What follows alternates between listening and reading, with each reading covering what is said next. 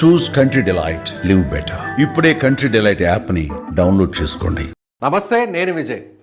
అమరావతి నిర్మాణానికి, అమరావతిలో జరగబోతున్నటువంటి కట్టడాలకు అక్కడ వాటికి సంబంధించినటువంటి నిధులను విడుదల చేయడానికి 15,000 కోట్ల రూపాయల నిధులను విడుదల చేయడానికి గ్రాంట్ ఇవ్వడానికి వరల్డ్ బ్యాంక్ సిద్ధమైంది. అయితే వరల్డ్ బ్యాంక్ సంబంధించినటువంటి అధికారులు అలాగే ఏడీబీ ఏషియన్ డెవలప్మెంట్ బ్యాంక్ సంబంధించి రెండు కూడా సంయుక్తంగా నిధులు ఇవ్వబోతున్నారు అమరావతి నిర్మాణానికి 15,000 కోట్ల రూపాయలు.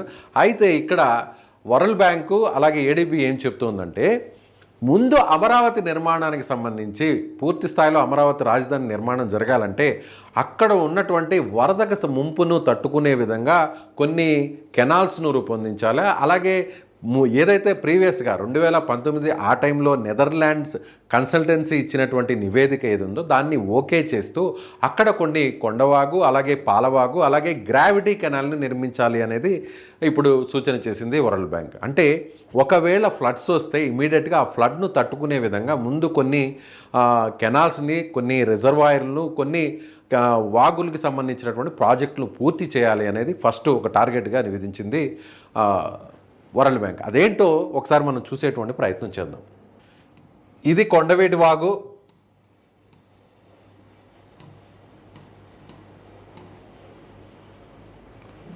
ఇది వడ్డమాన్ నుంచి ప్రారంభమవుతుంది ఈ కొండవీటి వాగు. ఇలా కృష్ణానది వరకు ఇది ఉంటుంది. ఇది కృష్ణానది. ఇక్కడ మనం చూస్తున్నాం కదా, ఇది కృష్ణానది. ఇదంతా కూడా కృష్ణానది. రాజధాని ప్రాంతం వచ్చేసి ఇది మనకి ఈ లైన్స్ కనిపిస్తున్నాయి చూసారా, ఇది రాజధాని, అమరావతి రాజధాని ప్రాంతం.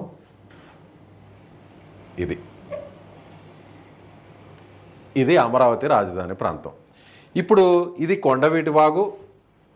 ఇక పాలవాగును ఒకసారి చూపించే ప్రయత్నం చేస్తాం. ఇది పాలవాగు.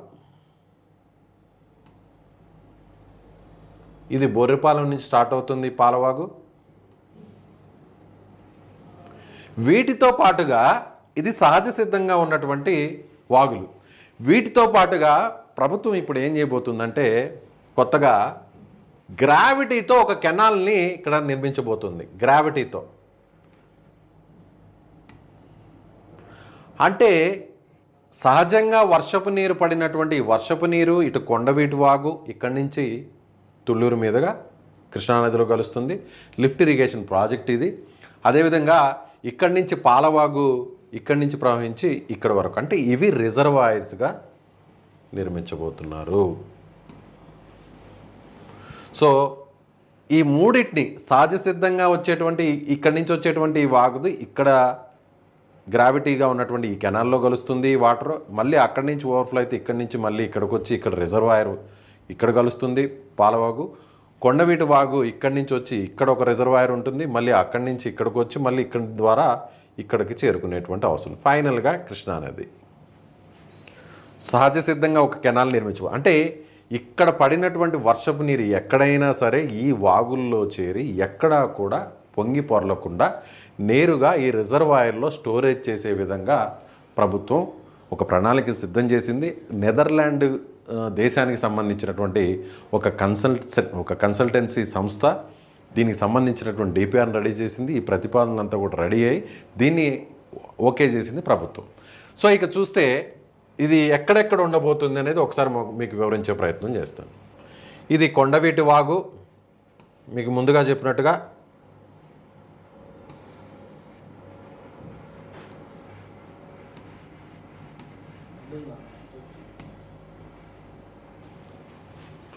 అలాగే ఇది పాలవాగు.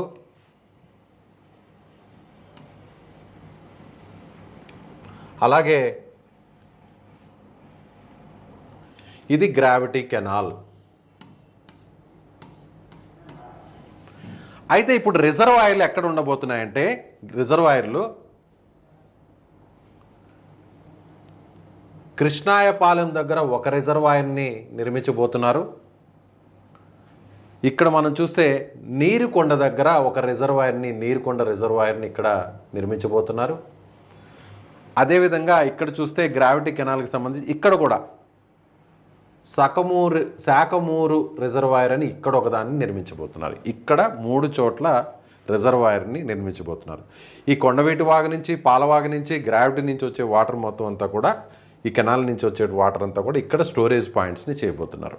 అంటే ఓవర్ఫ్లో ఇప్పటివరకు గత 100 ఏళ్ల చరిత్రను చూస్తే ఇప్పటివరకు కూడా ఎక్కడా కూడా ఈ వాగుల్లో నుంచి నీళ్లు బయటకు వచ్చినటువంటి పరిస్థితి లేదు. కొండవీటి వాగు కానీ, పాలవాగు నుంచి కానీ బయటకు వచ్చినటువంటి పరిస్థితి లేదు అనేది ప్రభుత్వం చెబుతుంది.